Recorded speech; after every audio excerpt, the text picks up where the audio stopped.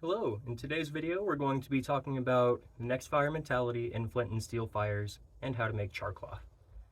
So, at the beginning of the video you saw me building this fire behind me with a hand drill.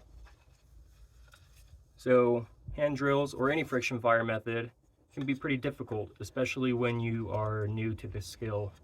I'm not. Friction fire is my specialty, as anyone that has watched my channel for a while knows. But for those that may have more trouble with it, or that find themselves using it in an emergency, it's going to be a pretty difficult skill. So once you get that first friction fire coal, you may try to move on to a cleaner, easier way to make fire. And so there is our introduction to charcloth. So charcloth is carbonized cotton or other natural fibers. Cotton that is baked in a tin in the fire until it is able to be lit with a single spark from a rock. So for anyone that is not experienced with flint and steel, it's not a skill that you know or have practiced very often. It's pretty simple a concept. You have your steel striker. I have two examples here, both are blacksmith made by mentors of mine. And then you need a hard rock that they will be able to hit to create a spark. That spark is the steel being removed. That rock could be chert like this. It could be what I believe is chalcedony, this rock here, or it could be basalt, or any rock on the Mohs hardness scale, I believe it is, or Rockwell of 7 or above. Any of these rocks will do that. They will create a spark.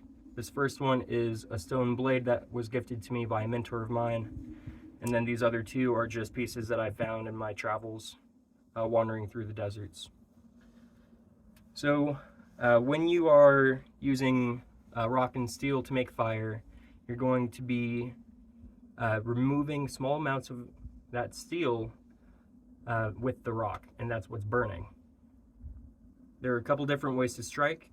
My preferred way most of the time is to hold the striker and bring it down on the rock. And you should always experiment with your angles to find what works best. There's another technique where you're striking the striker with the rock, so you're just reversing it. And that can work pretty well. You can also use a carbon steel knife if it is uncoated for the striker. When I do this, I do prefer to strike with the rock. Although you can pinch the blade and use it as a traditional striker as well. But it can be kind of hard to have a good grip on it on narrower blades like this. And you do run a risk of potentially cutting your hand if it slips. So I'll give you a bit of a closer view as to how I'm striking the rocks. So I'm holding my striker in a pinched grip on the little curled piece right here, with 2 fingers on my thumb and 1 finger supporting on the lower part of the loop. I'm going to hold that rock at around a 30 to 45 degree angle, and with a loose wrist, I'm going to make a hard glancing blow on the edge.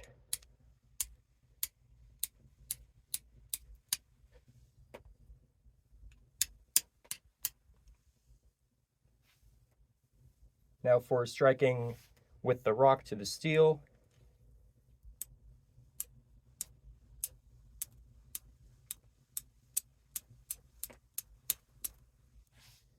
and then using the knife as a striker in both ways.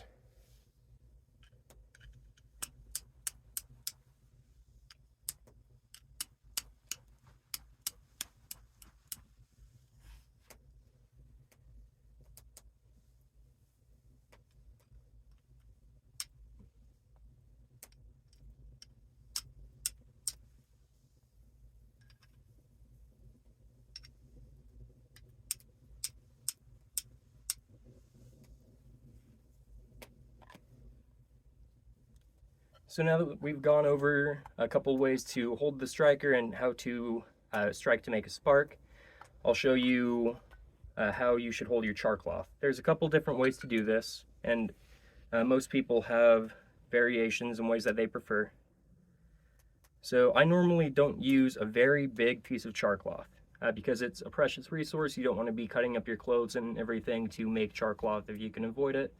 So using less, in my opinion, is better. This char cloth is about the same heat once it catches as a coal from a hand drill or a bow drill, but it will last longer. It's more stable. So I'll go ahead and I'll use the basalt knife for my example here. I'll pinch it real close to the edge there, and then I'm going to, with a couple quick strikes, see if we can make a spark catch.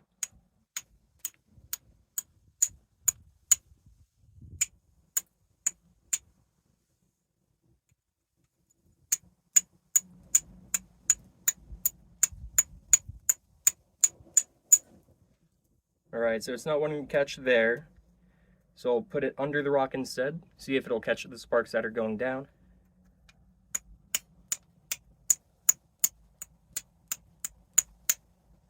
That's not wanting to go, so I'll try a different rock.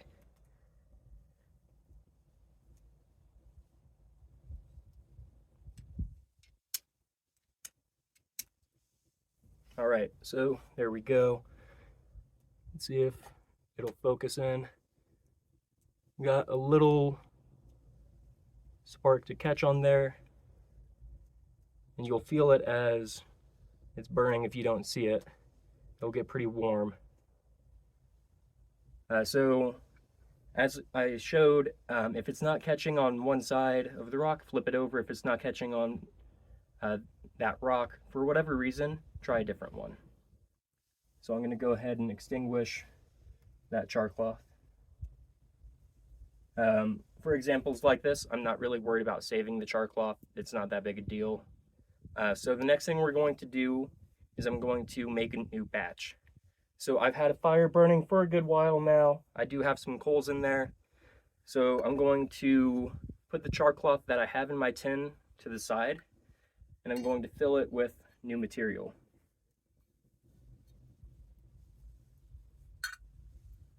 I've got that tucked in my shemagh with my stone knife on top, so I know where it's going to be. So I brought along a couple pieces of a cotton hand towel, or one that I'm mostly sure is cotton. I tried to burn it with a lighter and it burned similarly to how cotton would. It has to be 100% natural material. If there's any kind of acrylic or synthetic anything, it will melt and it won't work for char cloth. So one piece is enough to fill my tin, and you don't want it to be too full to the point that there's no space inside. You want there to still be a little bit. And then I'm going to seal up my tin. This one has a screw on top, and you can see here there's a small pinhole in the center of it. That hole is going to be where the smoke is pouring out when the cloth inside is being baked. That's going to be how we can tell once it's starting to get close to done. When it's nearly done, it's not going to have any smoke coming out the top, and then we can pull it out of the fire. My water started to boil pretty well, so I'm going to take it out and put my char cloth in the place that it was, because there are more coals there than there are along the outside where my char tin currently is. While we're waiting on our char cloth to finish cooking, I'm going to talk a little bit more about the rocks that you can use. So the pieces that I'm demonstrated with were made of basalt, which is a black volcanic rock, and then chert and chalcedony, which are two common rocks for the local tribes to make arrowheads out of. A good way to know if a rock is good for this is see what the local tribes in your area were using for their flint knapping, for their knives, arrowheads, spears, whatever. Those rocks will almost always make a very sturdy, very sparking rock. Any rock that breaks to a sharp edge, all these edges were here already when I found the piece. It's probably debutage from a native person, flint knapping at some point, but most of these rocks that'll work, you can find already with sharp edges, or you can break a piece with sharp edges from it. from a larger rock. Now, I'll talk again about the steel. The striker needs to be high carbon steel, meaning there's no chromium in it, and it has to be tempered very hard. This one was made from an old file, and this one was from the tine of a hay rake. And then, of course, my knife is a knife. If your striker is not quite hard enough, you're not going to be getting very many sparks.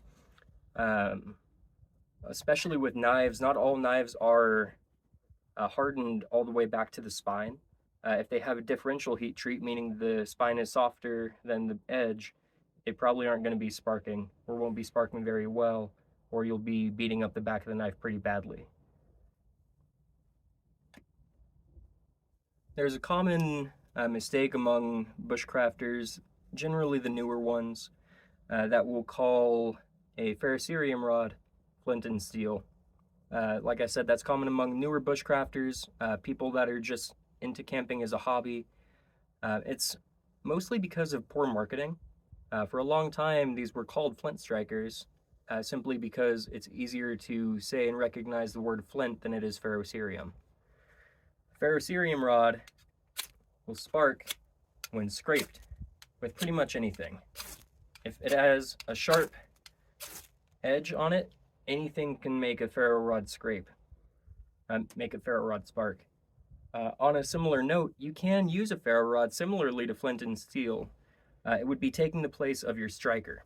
That's going to beat your ferro rod up pretty bad, but it is something you can do.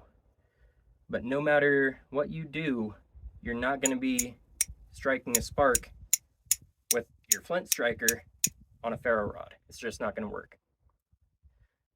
So your striker can be called a fire steel, which is a similar name that this is given or often called. But flint and steel, being a rock and a striker, is not the same as a ferrocerium rod. All right, so our char tin has stopped smoking out the hole in the top. So we're gonna pull it out now and turn it upside down into the sand. Give it a few taps to make sure that the hole is covered. That's cutting off the oxygen, so if there is anything burning inside, it's gonna smother it. We'll leave it out to cool for a few minutes, and then we'll check and see how our char cloth came out. All right, so our char tin is cooled down now. I can handle it. There's no heat really anymore. So we're gonna open it up and see how our char cloth came out. And that looks really good. It probably just looks like a bunch of darkness inside a can for you. So let me pull it out here. This char cloth came out very nice. It's still pretty firm, so it may need a little bit longer. It's not really falling apart quite yet, but we'll see if I can make it catch a spark.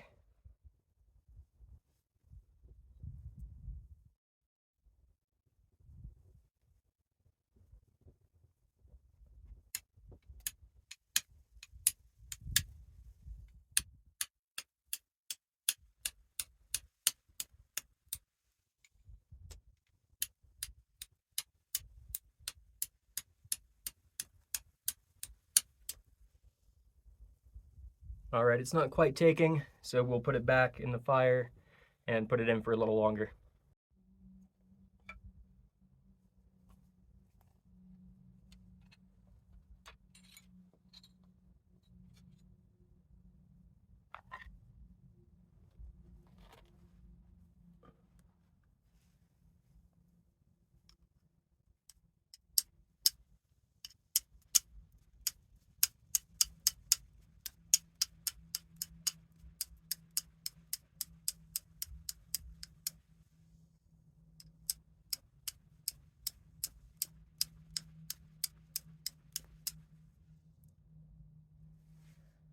All right, trial 2 is a success.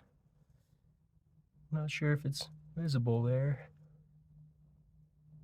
To recap, we made a fire with a hand drill set, talked about flint and steel and the different ways to strike a spark. We talked about charcloth and made a batch that isn't great, but will still work if it's absolutely needed.